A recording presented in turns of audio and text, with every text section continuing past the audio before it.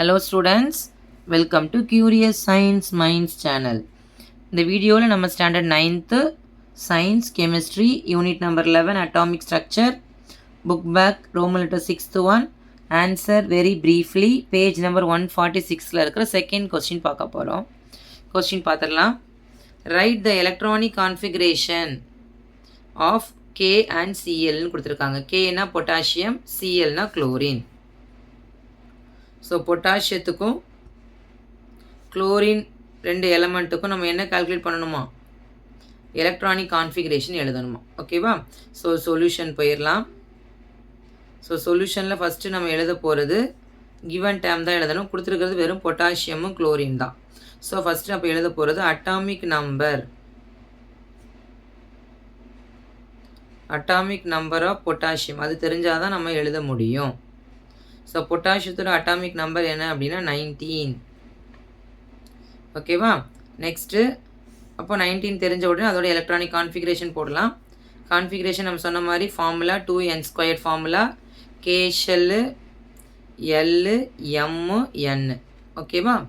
இப்போ 19 இருக்குது. 19 நம்ம பிரிக்க போகிறோம். நல்லா கவனிச்சிக்கோங்க. ஃபஸ்ட்டு ஷெல்லில் 2 தான் இருக்கணும், 2 போட்டாச்சு. Second ஷெல்லில் 8, third ஷெல்லையும் 8. 8க்கு 18 இருக்கலாம், ஆனால் மேக்ஸிமம் அதில் இருக்க வேண்டியது 8 தான். அதுக்கு மேலே அதில் இருக்காது. ஓகேவா? அதுக்கப்புறம் அடுத்து பாருங்கள். இப்போ 8 + 2 10, 10 + 8 18. பேலன்ஸ் எவ்வளோ இருக்குது? 19னா 1. ஸோ அப்போ அதோட எலக்ட்ரானிக் கான்ஃபிகரேஷன் எழுதுங்க.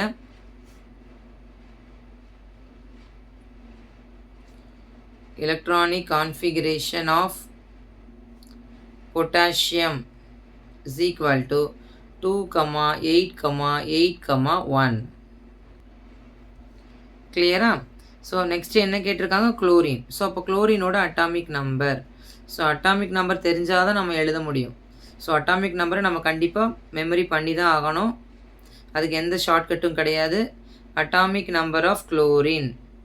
ஸோ குளோரினோட அட்டாமிக் நம்பர் என்ன அப்படின்னு சொன்னால் 17. இந்த 17 தெரிஞ்சால் தான் நம்ம அந்த எலக்ட்ரானிக் கான்ஃபிகரேஷனில் போடணும்.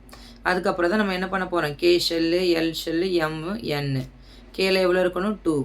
ஸோ 17ல் 2 போட்டாச்சு. எல்லில் எவ்வளோ இருக்கணும்? 8. 8 10 போட்டாச்சு. அப்போ எம்மில் 8.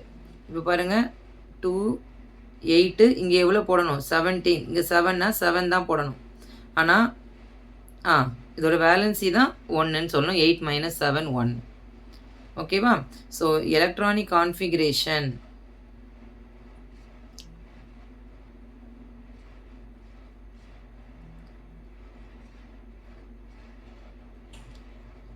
of chlorine which is equal to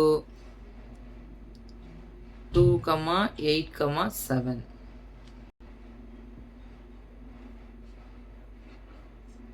கிளியரா?